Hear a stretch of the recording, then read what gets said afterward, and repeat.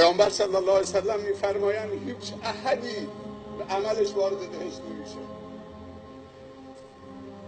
مگر اینکه لطف الله و رحمه الله شامل حالش بشه.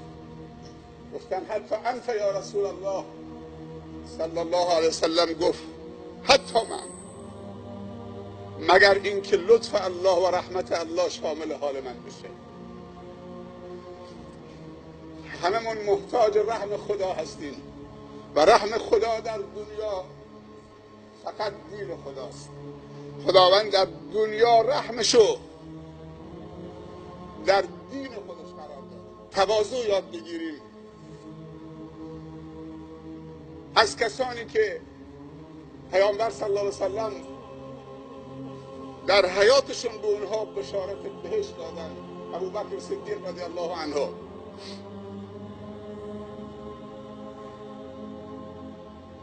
میگه اگر یک تام داخل بهشت پای دومم خارج از بهشت باشه ما امنت مکر الله،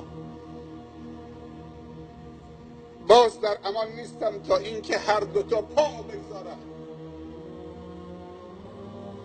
حضرت عمر فاروق رضی الله عنه میفرمایند اگر روز قیامت صدا بزنن که همه بهشتیان به جز یک نفر، عمر فکر میکنه اون یک نفر عمره.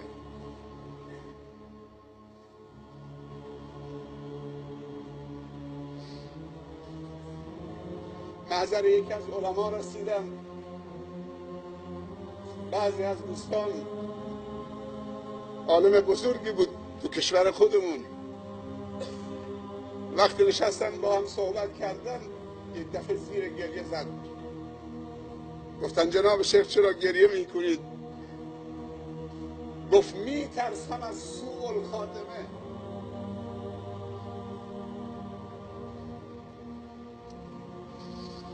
یه وقتی بچه بودم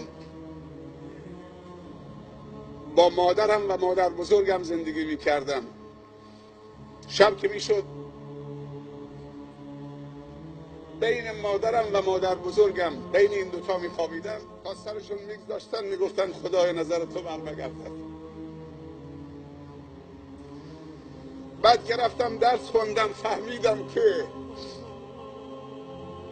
معنی این جمله چیه؟ خدایا نظر تو برنگردد. اگر نظر خدا بر بگرده همه این تعریف و تمجیدها، این القاب و این اوصاف دردی رو دوا نمی‌کنه. بعضی از علما مداخل شیطان به نفس انسان رو 7 تا ذکر کردن که اولیش کبره. شیطان از یک دروازه و یک مدخل وارد نمیشه، نگاه میکنه تو کدوم قسمت ما مشکل داریم و ضعیفیم، از اونجا وارد میشه. با هر کدوم از ما از کانالی که میدونه میتونه متسلط بشه یا مسلط بشه وارد میشه. پس یکی از مدخلها کبره، مدخل دوم حسادته، مدخل سوم شهوته و شهوت 3 تا شهوته.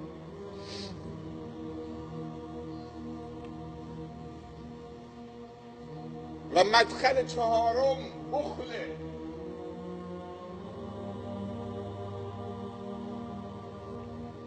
مدخل 5م غضبه.